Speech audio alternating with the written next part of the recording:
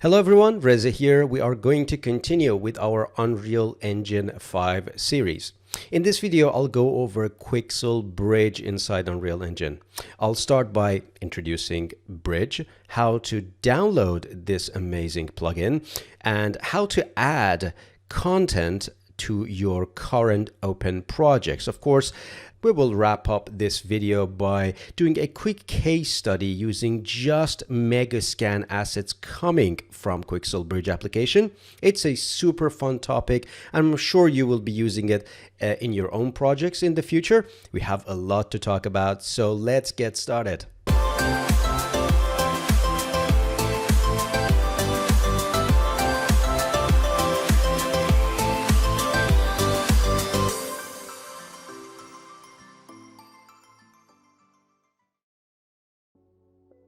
All right, as usual, I'm going to start by just double clicking on the Unreal Engine icon. We already have the parent icon here where we talked about basics, materials, parent versus instance, landscape, so on and so forth.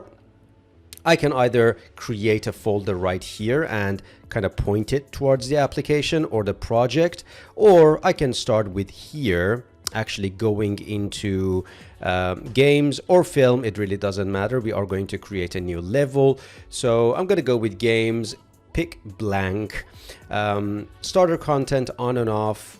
We are not going to use it anyways, so it really doesn't matter. Ray tracing off. We're not going to use ray tracing. We are going to use lumen. So I'm just going to go and select the project name and call this lesson 06 underscore bridge. The folder, the project locations are already pointed towards this folder right here, so I really don't need to worry about that. With that selected and lesson 6 project bridge, I'm gonna hit create. Now with that out of the way, let's just start by introducing Quixel Bridge.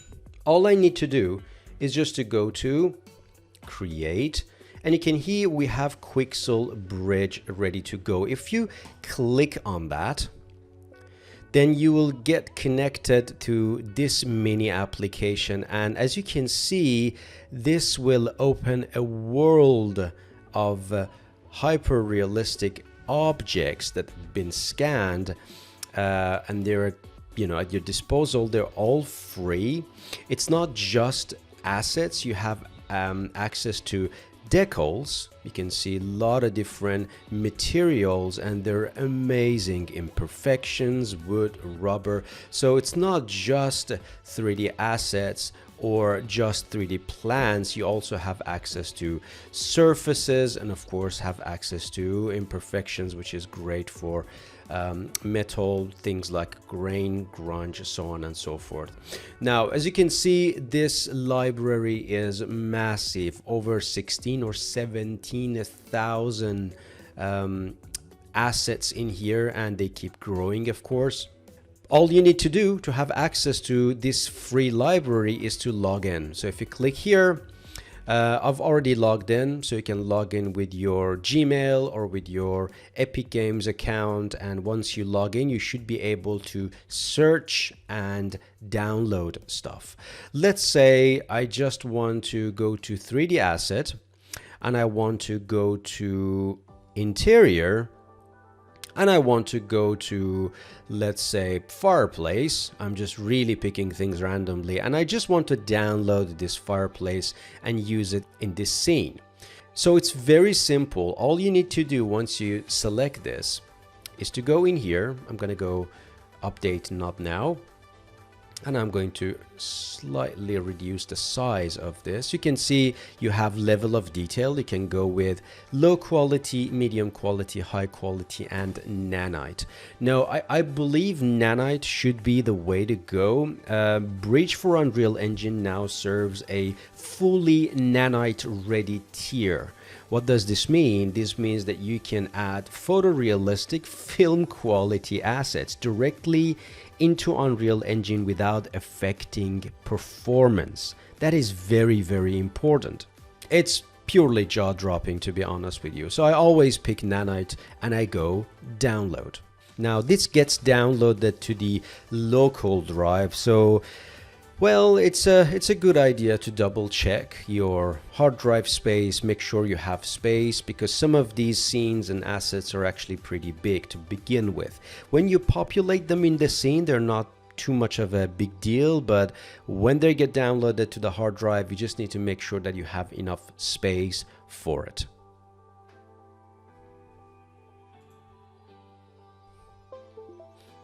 Now, once it's been downloaded, click on Add.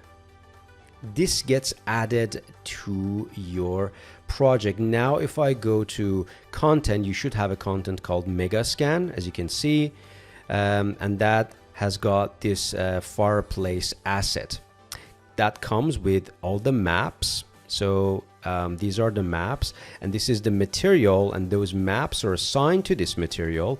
If I double click on this material, bring this material here, you can see instantly that this is not a master material, it's an instance. Now, why this is a good thing? Because, well, you can easily switch things around with these ready to go attributes. For example, if you want to tweak the albedo, and if you think you want to bring a little bit of a reddish tone to this material, all you need to do is just to tweak the albedo and the overall albedo shape. And with that, now I can easily go into my Megascan, select the model itself, which is indicated by this cyan bar, drag and drop it and place it right here.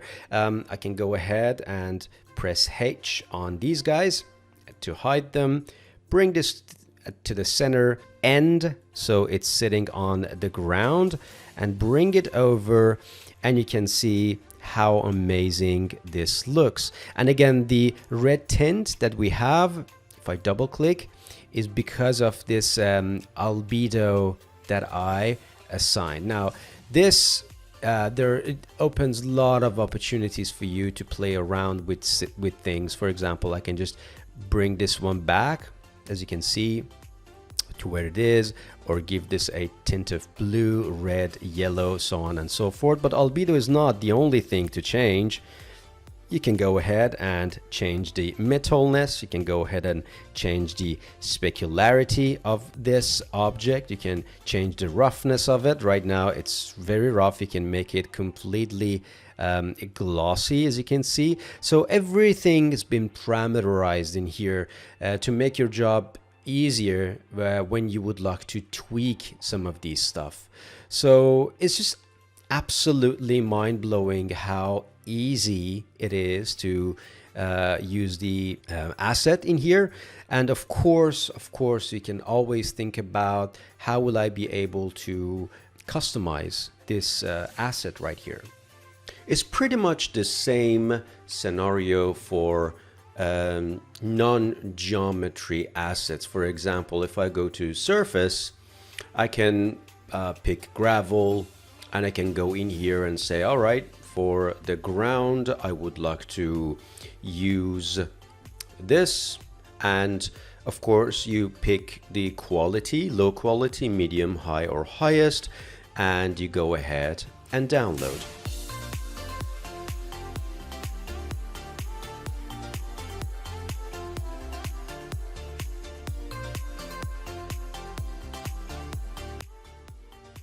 Once that's done, you can either click on Add, so it gets added to the current project, or before doing that, you can actually look into a few extra options. If I click on this little icon, it says Auto-Populate Foliage Painter, which includes this material into our foliage tool so it can be populated. We will talk about foliage tool in the near future. Also apply to selection. So let's say I'm going to select this floor, and by selecting the floor, as soon as I hit add, this gets added to the floor automatically if this option is ticked. Of course, you may want to use your own master material or surface material or plant master material. You may want to use geometry at some level if you use your assets from Megascan. You want to get the geometry, bring your own material to it. So that is possible to navigate or browse to your content browser and link the material to the asset that you're selecting. That is also possible. And you can go ahead and go into the material blend. You can go ahead and create a material blend. Just so you know, in this case, if you click create material blend, it's going to error out, because remember, to create a material blend, you need to have 2 materials selected, which we don't have. So if I click on it, you get the warning that says select 2 or more material instances to perform this operation. So for that, you need to actually select 2 in order to blend them. Now, let's say that's what we want, and I'm going to go to the option, tick apply to selection. You can see the floor is selected, and as soon as I go add, the floor gets the material. Now it's trying to process it and to load it up. Once that's done, you can see it says being applied, and of course the tiling of it is a little bit incorrect, but that's no problem. We already know how to fix that. You can go to content browser, you can go to this floor right here, you can double click, and in tiling you can of course change its tiling to something more appropriate. Let's say 5 and 5. That was a bit much. I'm gonna try 3 by 3, and by the look of it, that looks much better. You can fix the orientation. Obviously you can offset it however you want. I tweaked offset by accident, and of course you can tweak albedo, rotation angle, ambient occlusion strength, so on and so forth. So these are the things that you can do. You can see that as soon as I'm tweaking ambient occlusion strength, how that is going to have an impact on the crevices and areas with cracks.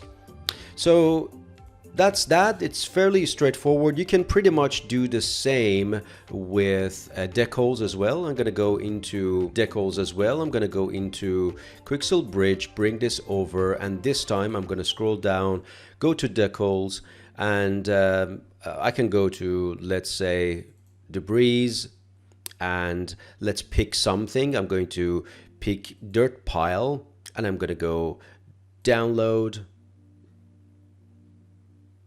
And after that, I'm going to go and click on add. Now, if I go in here and under decals, I can just find that dirt pile and click on it. You can see what this decal is about. You can change it, change the albedo, change the UV coordinates if you want to tile it. Add roughness or opacity to it, increase or decrease its normal, and then drag it into your scene. So that's fairly straightforward. I can just drag and drop it into the scene. And here's one quick tip, that if you feel like it's too big, don't scale it manually like this, because as soon as you scale it, you will run into this issue. What I usually do, I'm going to press undo, I scale my decals via decal size, and with that you should be able to scale it pretty easily and go ahead and position it somewhere. Like for example, I'm positioning this here, and all of a sudden I get a little bit of dirt right next to the fireplace. So you can see how easy it is to just download and pretty much drag and drop and construct your scene.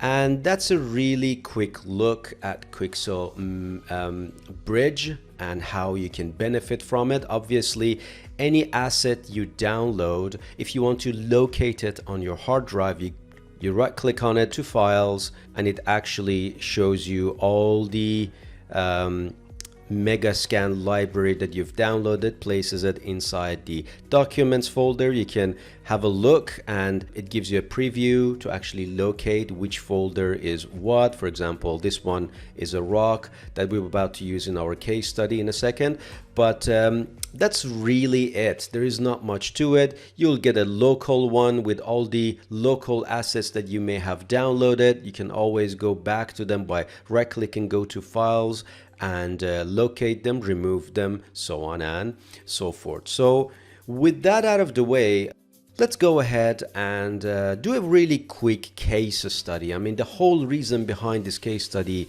is to demonstrate how easy that is to reuse what we know about Unreal Engine 5 to create a very hyper-realistic scene, for lack of a better word, in a matter of seconds.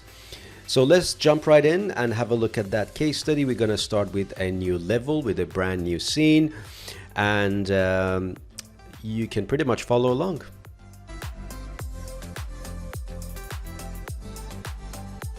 All right, let's start with our case study. I'm probably going to repurpose the bridge lesson that we have. So lesson 06 bridge, I'm going to double click on it. And instead of working on the main level, we're going to go ahead and create a brand new level. So going back to the same scene, we don't need this anymore. So I'm going to go into file and go ahead with the new level. I'm going to go with empty level and I'm going to create. Also, while we have this, it's a good idea to stay organized. So what I'm going to do is to basically right click in here and I'm going to create a new folder and I'm going to call this bridge underscore case study. And under that, I'm going to create another folder and I'm going to call this levels. Best thing to do is right off the bat, go ahead and save current level as. So I'm going to go into bridge case study level and I'm going to call this reses underscore level. Whatever name you have in mind, I'm not really too picky about the name at this stage. I just want to save my project. Now, I'm thinking something along these lines. So something choral, rocky sort of vibe. If I go into this collection, there are a few number of assets I've already downloaded. I'm trying not to use my personal assets so you guys can literally follow along with no problems. And we've got some reference that comes with each library, which is pretty damn useful. You can just sit down and have a look and get some ideas.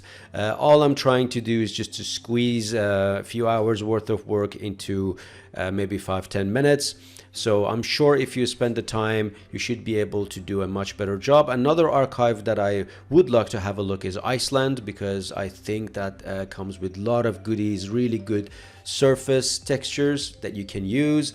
But first things first, I made this landscape, which is a height map landscape in the World Machine application, and I'll make this available to you guys via my Patreon page if you want to use it. But for terrain, you can definitely come up with your own terrain and sculpt it. But as I explained in my landscape video, I really prefer to have a good, well-established landscape to begin with as my very base. So I'm gonna use this height map.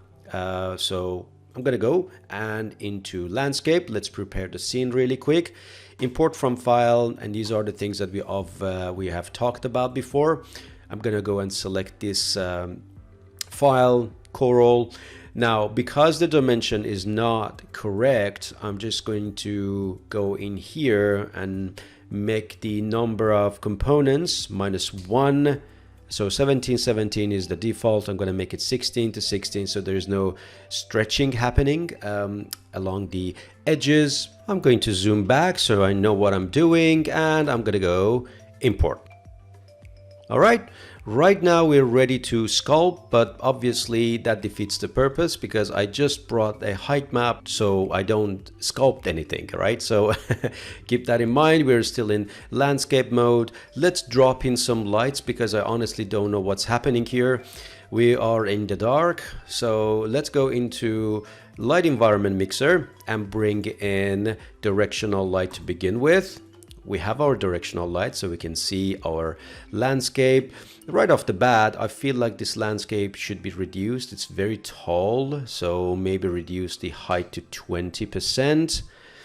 Yeah, that's more like it. You can totally see what's happening here. If I sort of zoom in, you can see this area needs to be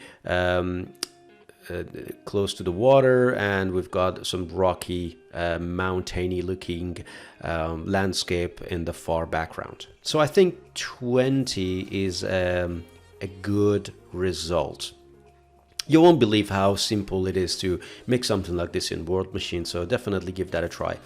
All right, we already have a directional light. Let's put in sky atmosphere. So don't forget to link the sky atmosphere to your directional light. Definitely check out my lighting tutorial if you have no idea what I'm talking about. I'm going to drop in a skylight, and I will be enabling the real-time capture on that as well. What else do we need? Maybe we are going to create volumetric clouds. Why not? Get some clouds into the scene. Yep, that should work. And definitely I need a post-processing volume. So I'm going to go into create, visual effects, and I'm going to bring post-process volume into the scene. Oh, I can't because I'm already in landscape mode. So I need to go back in here. And now I should be able to bring visual effects, post-process volume, just drag and drop it into the scene. There we have it. And instantly I'm going to go into inf to tick infinite, extend unbound, so I can just tweak the exposure and get the exposure that I think would be right for this scene. So I'm just going to go into manual and bring that up ever so slightly. Okay, so that looks kind of good.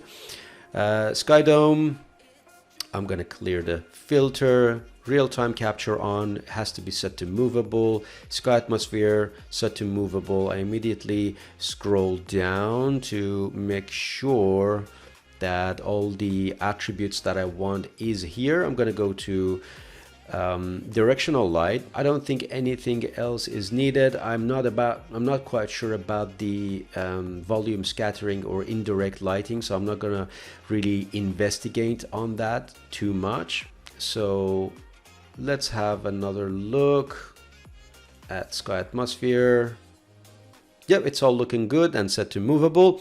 Now let's plan for this and see how we can use our assets. I think it's a good time for us to bring in Quixel Bridge and think about textures, think about where the camera is going to be located, so on and so forth. I am going to go to landscape and go to sculpt and try to use this erosion with full strength just to be able to create a much deeper landscape. I'm going to go and switch my camera speed to something like 7 or 8, and I'm going to zoom in. You can see it's a very big landscape. Probably somewhere around here would be a good place for me to place the camera, but for now I'm trying to kind of get some irregularities here. I'm going to go to sculpt with full strength, holding down shift. You can see how you can sort of remove or shave a layer from the seabed. I just want that to be ever so slightly deeper. I don't want to really have a super noticeable deep sea right next to the seashore. Obviously that will look ridiculous, and you can see I'm intentionally leave some areas behind like that, which is sort of a neat trick, because last thing you want to do is to have everything sort of very neat and clean and CG looking. So I'm just going to get some dents, create some dents in here. That actually should do the trick for me. That's good. I can right mouse button, hold and press W to get closer and sort of find my location. Maybe zoom in ever so slightly and bring the camera somewhere around here. I'm not still 100% sure what exactly I have in mind, but of course that can be sorted later. So this area is going to be water, and then we've got some big rocks. I really want to have a hero object right in the middle, center of attention, right at the center, but we'll see how we go. Also, I feel like that I definitely need exponential height fog. So let's actually go ahead and bring that in. I'm going to go into visual effects and go to exponential height fog, bring that in. Now I'll be getting fog into the scene, which is good. Double checking my skylight, real-time capture is on. That's great, and that should give me a good starting point. Let's bring bridge and see how we can benefit from some of these assets and start assembling our scene. All right, I've placed all the lights into this lights folder right here. I'm going to bring my Quixel Bridge plugin, go to local, and these are the assets that I have downloaded. Just so you know, I've downloaded them from Heartland, Shore, and Iceland. Most of them I downloaded from these two categories. So I'm going to go to local and select some of these assets that I think I may or may not use, like so. And I'm going to go into download and add. Cool. Once you get that done, if I bring the content browser, you can see that in the 3D assets folder under Megascan, I have all the assets. If I, for example, double click on one, there is one with a cyan color, and that is the model. This MI is material instance, which I can double click on and tweak. And then I've got all the maps. Usually I get a color map and a normal map. And this guy right here is a multi-map where RGB gets connected to roughness, ambient occlusion, so on and so forth. So usually that green map is just to save space and headaches. You can just channel all those grayscale maps into RGB maps and produce only one as opposed to three. So you just need to think about, all right, what the ground should look like. I'm going to go to assets and just think about the theme and look at references and see what type of result am I going to get. Now remember, with landscape you should be able to have access to landscape material, so at any point of time I can just drag and drop the material into landscape material and get a starting point. But obviously in almost all of these cases, what you have is not going to be enough. You need to go into tiling and just tweak X and Y to get a slightly better result. In my case, I need to actually zoom in a little bit to see what I'm doing. And of course, this material may not be what I want. At this point, I kind of need to sort of have a look, make up my mind, and if I realize that, all right, this material is probably not for me, you can go in here and try other materials using the reference that you have and is available to you, and just go ahead, double click, try to tweak the material until you find the sweet spot. So this is a very sort of trial and error-ish type of process. For example, you can see this may look good, but it may be slightly bright for my taste. So I can just go in here and tone this down, make this more of a neutral gray color if I want to. So that is also available to you. But for now, I'm just going to continue with this trial and error phase and see what sort of result I can come up with. And you guys can, based on your own discretion, you can just follow along and have fun. And once the ground level is done, I can start putting assets into the scene.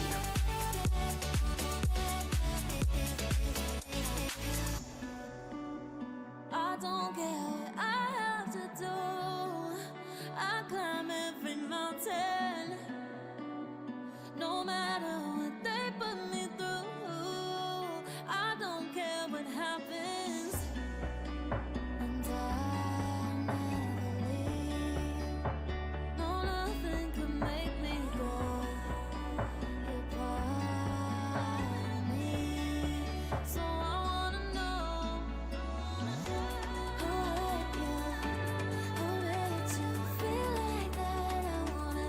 Now it's time to start populating the assets. There is a really neat tool called a foliage tool, which is located here, but I will save the foliage tool for another case study. For now, I'm just going to manually place some of these items in here.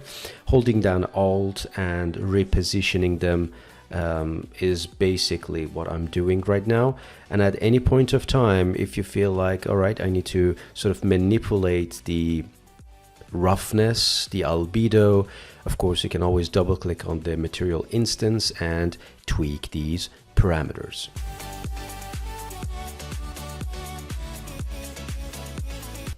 I'm just trying to look for that hero asset. I'm going to turn off all of my snapping so I have sort of access to free transformation, if I may.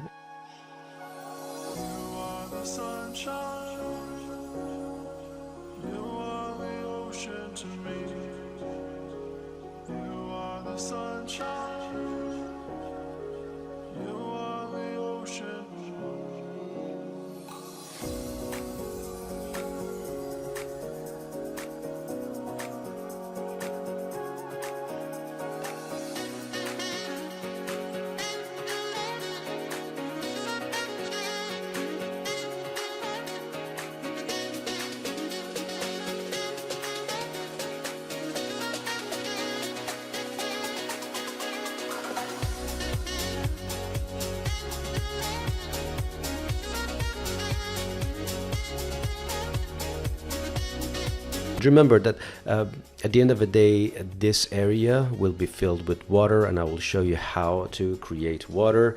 And at any point of time, you can press Ctrl L and just have an experiment with your light. So just having fun and see what direction gives me better look or more interesting shapes, for lack of a better word. So again, I'm not really sure what time of day I want to play around with, but you will notice that I am going to change a few bits, quite a fair bit, but for now I'm just experimenting.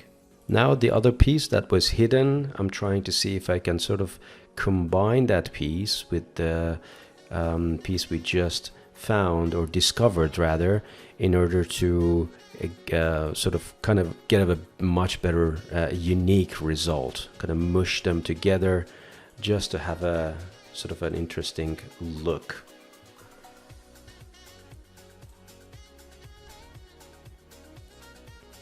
Now with these areas, always try to think about the scale. If what you have is small or big, and how you would like this to be seen when water goes on top of it.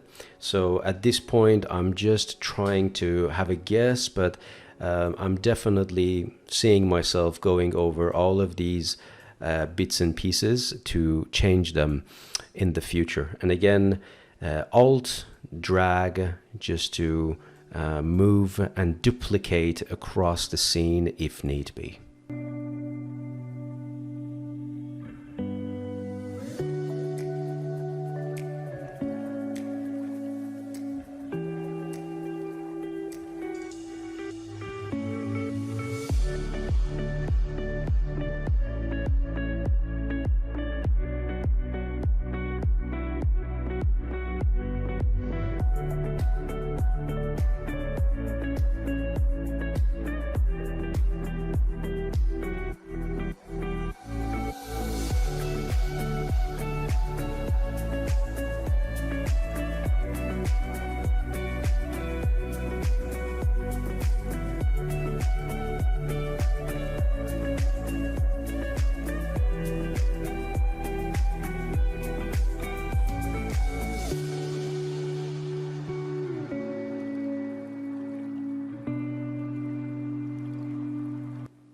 Now we have the centerpiece sorted and few bits and details in here. You just need to think about, all right, are we going to need more, or we're just populating without really thinking about the efficiency. Also, another thing that to be mindful of is how are you going to frame this scene, because I really don't want to populate everything across the entire scene. So think about elements like balance, how you're going to balance the scene, and is the staging that you have has got the right rhythm to it. Of course, at the end of the day, things like if you're having a close-up shot, how many cameras are you going to have? Is that going to be an animated shot or it's a fixed shot? Every single decision that you make will have an impact. But at this stage, I have really a fixed shot. I really don't want to animate anything at this stage. Remember, the whole idea behind this tutorial is just to sort of show you the process and prove to you that really sky's the limit when you work with Megascan, and just how incredible this catalog of amazing assets is. So it would be your discretion and how you are going to use it, so on and so forth. But let's go to the next chapter. I'm going to press save. Let's go to the next chapter and see how we can bring in water, and then we are going to tweak the lighting some more, bring fog to the equation some more, and gradually but surely give personality to what we have. Cool, let's bring water surface into our scene. I put all the Megascan objects into a Megascan folder, so it's much easier to troubleshoot. You know, we've got lights in a separate folder, all the Megascan in the separate folder, on our landscape in a separate folder. So it makes sense if, in case you would like to go back and make some changes, everything is nice and organized. So we are going to go to plugin, and I'm just going to type in water. We have a water plugin, which is experimental, but gets the job done. It says that it's experimental version, and probably you don't want to use it for super serious project, but we are okay with that.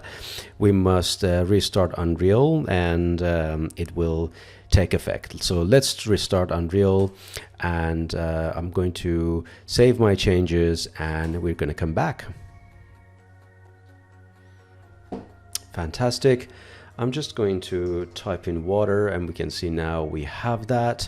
I'm going to go and close this. Obviously, I'm switching back to the default level. I want to be in the main level, Reses level we called it. I'm already regretting this, why I called this, I really have no idea. The way that you find that is by going to create or add and just type in water. And you get different types of water. The most common one is body ocean, where it gives you an ocean, which is totally fine. But what I usually use is custom.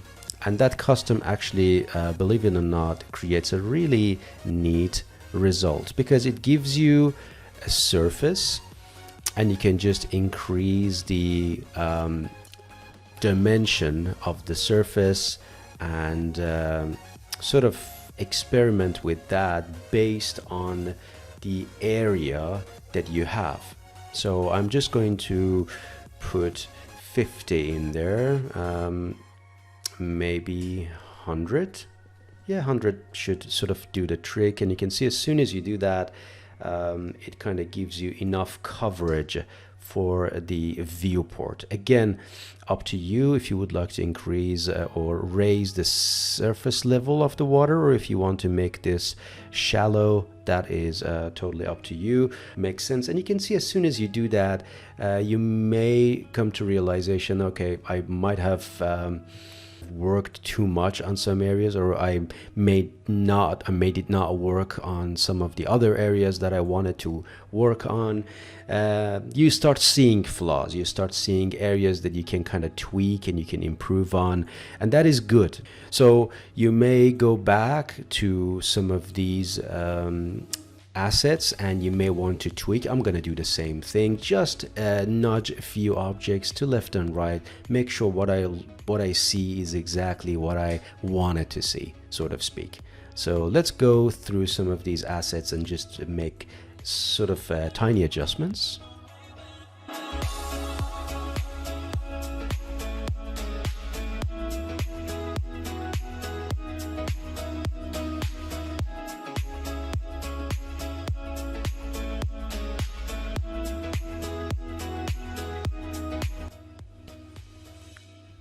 Of course, as the water, for the water itself, I'm not going to generate any waves in here, so we're not going to sort of tweak any of these attributes. I may actually cast shadow for the lights that hits the water surface on the ground.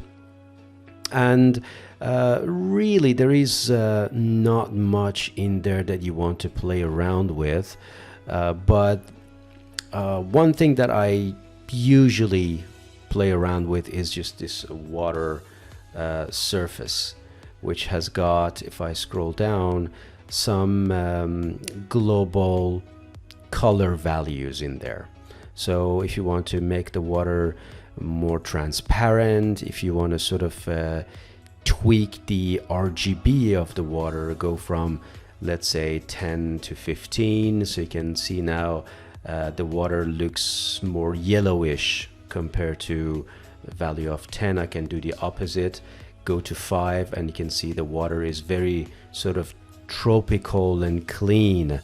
So again, these type of changes will come down to what you want to get out of this project, but I'm going to go ahead and just ever so slightly tweak around some of these attributes.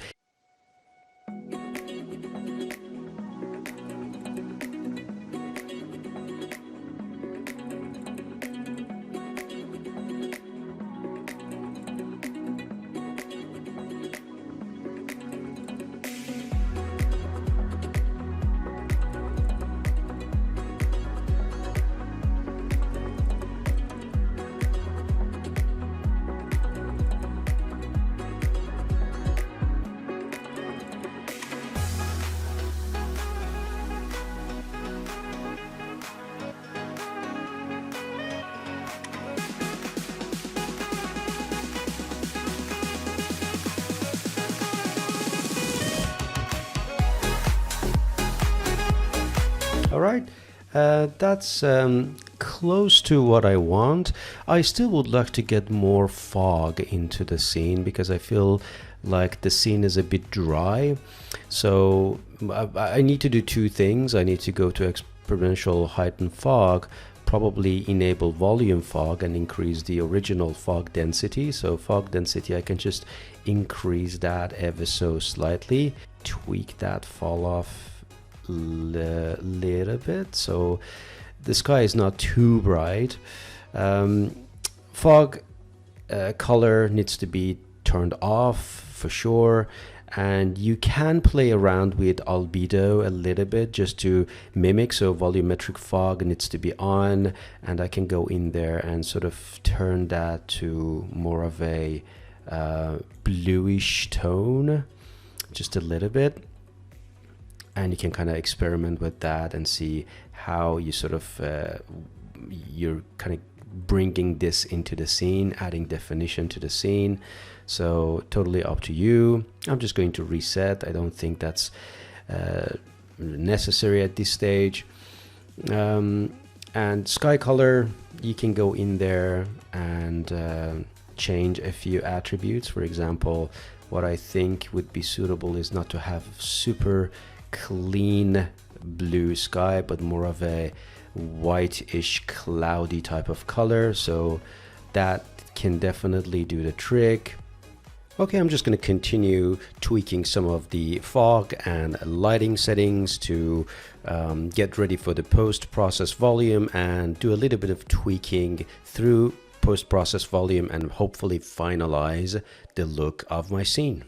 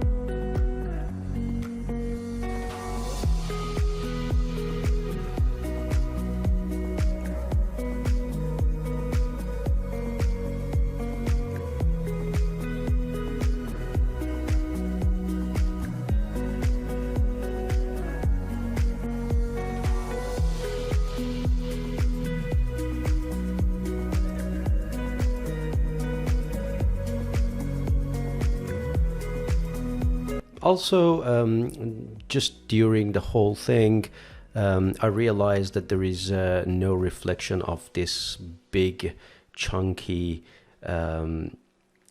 piece of stone in the water. Now if that happens, you can go to visual effects and bring a reflection capture, and that is going to help you with the situation. So now you can see that this reflection capture does help the situation where you now clearly see the reflection of this piece in the water. I can just rotate it and you can see how this makes an impact. Just creates a much more realistic result, if I may. So keep that in mind. I can actually sort of left mouse click and kind of bring it into the light category, but a pretty useful trick that I do use, and creates a nice improvement on the scene overall.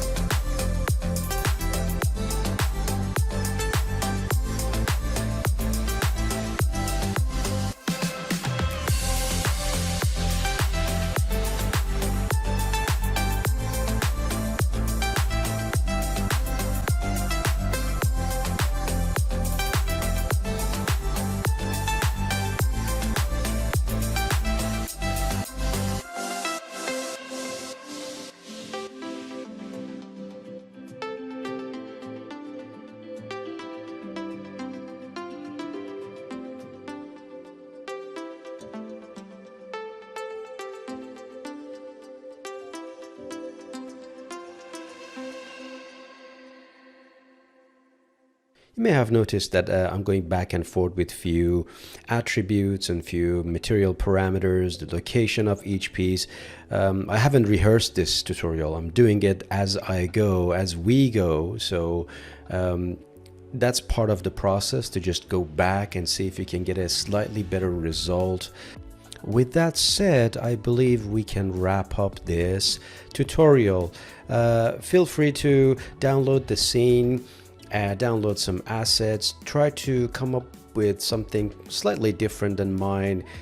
Get creative, have fun with the projects, and see if you can get comfortable with Quixel Bridge, bringing assets in, try to tweak them, reposition them, change the parameters in the material attribute. Eventually, you want to mix and match these amazing assets with your own objects, with your own static meshes. When you bring them into Unreal Engine, convert them to nanite, and that unleashes the true power of Unreal Engine 5. I hope you found this video useful, and thank you very much for watching this video and for all of your support. Until the next video, see you guys later.